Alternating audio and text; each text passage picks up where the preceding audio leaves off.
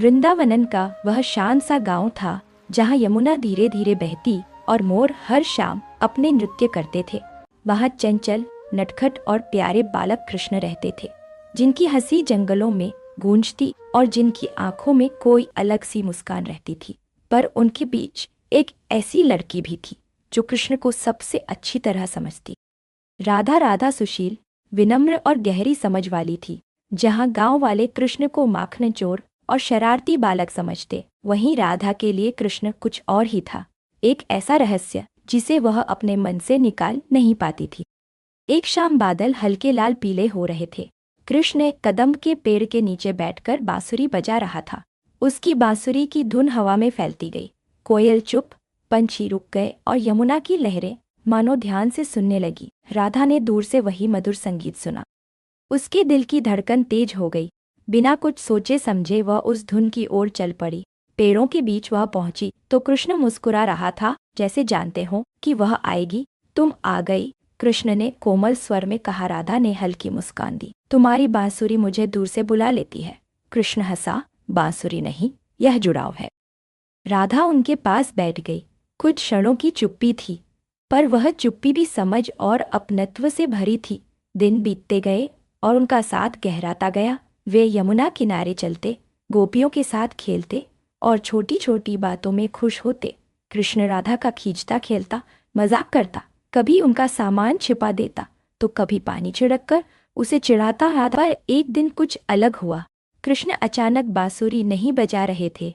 गांव में अजीब सी कमी सी हो गई। पक्षी गाते रहे, पर जो सार था वह गायब था। कृष्ण की वह मधुर धुन। राधा ने तुरंत महसूस किया कि कुछ गलत है। वे उसे ढूंढती हुई नदी किनारे, जंगल और कदम पेड़ तक गई, पर कृष्ण कहीं पर अहो। कृष्ण, उसने धीरे कहा, तुमने बांसुरी क्यों बंद कर दी? कृष्ण तुरंत जवाब नहीं दिया। उसने एक छोटा पाषाण उठाकर दूर फेंका, फिर बोला, राधा, जब मैं बांसुरी बजाता हूँ तुम क्या सुनती हो? राधा ने सोचा, प्यार, शांति, कुछ ऐसा जो मेरी आत्मा को छू लेता है। उसने कहा। कृष्ण का चेहरा हल्का मुस्कुरा, क्योंकि बांसुरी खाली है। राधा चौंकी, खाली?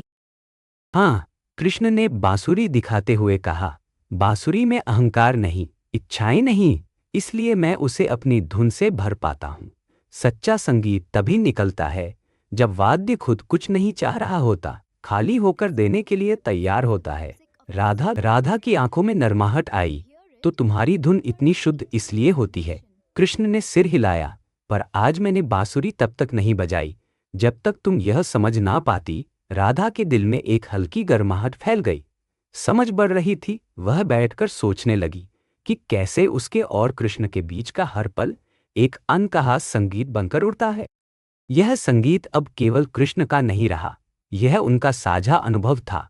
बांसुरी की खामोशी में छुपा विनम्र समर्पण और कृष्ण के भीतर का खेल, दोनों मिलकर एक नया सुर दे रहे थे। गांव फिर जीवंत हो उठा। बच्चे खेलने लगे, गायें गीत गुनगुनाई और यमुना की लहरें भी मानो साथ झूमने लगी। समय के साथ राधा ने जाना कि प्रेम केवल मिलने जुलने की खुशी नहीं, यह एक ऐसी अवस्था है जहां इंसान अपने अहं को पीछे रखकर किसी और की खुशी में खुद को समर्पित कर देता है।